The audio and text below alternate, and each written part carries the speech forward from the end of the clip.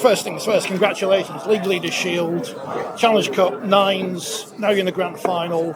How can you sum up Wigan's season this year? We've done well. I know we've tried not to look too far ahead. We didn't set really, and it's one of those kind of strange things now. And the girls at the start of the year, and it was what our goals were, what we were trying. Everybody wants to win. You speak to St Helens, your colleagues.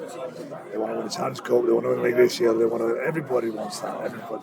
So we had to break it down a little bit and pull it into what. Week after week, it's just coaching bullshit really, that kind of stuff. But the girls bought into it. We've done week to week. We've worked really hard on trying to improve. I've got some pretty good players as well, so that sort of helps. So yeah, we just kept knocking off wins. Like I said, the target was that when we were in a game and we had to be competitive, we worked really hard. And I think we've seen that throughout this year. 3 players on the Women of Steel shortlist, which is unprecedented. And I guess you say you've got good players, that proves that. Again, we broke some barriers down this year. Like I said, as a club, we've never won a Challenge Cup. We won a Challenge Cup.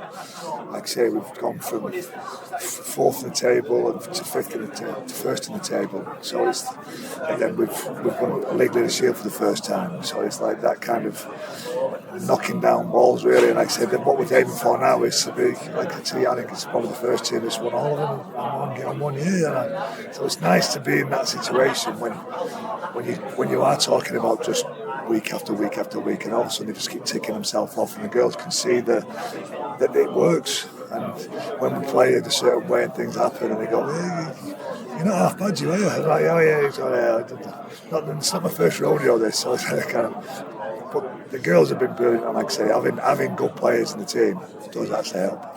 It was good to see plenty of support there yesterday as well, watching on TV, not just from the fans, but obviously the men's first team and Matt Pete there as well. Yeah, I'm really lucky to be part of such a great club. And it's not us and them, it's like we're together on this. So it's like the men's team is much involved. The girls watch the men's team constantly. They're always there supporting them. The boys always asking questions when I'm around the club, and always asking how things are going, watching games when they get chances. And Matt and his coaching staff have been really supportive, and that feeds down actually from Chris. I say, as somebody who's the boss of everything, like say that his idea and what he wants and how the standards that he wants to drive filter through everybody, and I think you see that within the club. And it was good to get that. I think it was just over 2,200 people there. Like I say, we're hopefully going to push that up again, grand final time. So it's nice to get that kind of buzz around the place. In terms of the squad, everyone talks about the young players, but how important are the likes of Vicky Molyneux and the other experienced players in bringing them through? Well, like I say, you need that kind of just different kind of influences, don't you? And like I said, Vic's part of that group where she's driven and she works hard, but like I say, she understands and she demands things to the girls, and the girls have so much respect for her that just falls into place pretty quickly. So having her around the squad and in the squad is really powerful. I think you look at that, Mary Coleman's been fantastic this year. Jay Gregory's been outstanding. Like I say, all the girls, Rachel Thompson's been fantastic. So we're not just a group of teenage girls. We've actually got some real experience in there as well that can guide the side and drive the side. Like I say, and this year, one of the major ones as well this year has been Holly Speakman. She's been outstanding. Like I say, a 40-year-old girl, if you can call her a girl still, and the enthusiasm and the energy that she brings to the group has been fantastic. St Helens then, in 2 weeks' time, obviously you had the big win at Wembley, but the other 2 games have been very close between you. Is that what we should expect in the competition? Yeah, I think so. I think it's a final. I think they're not coming out the other side of it now.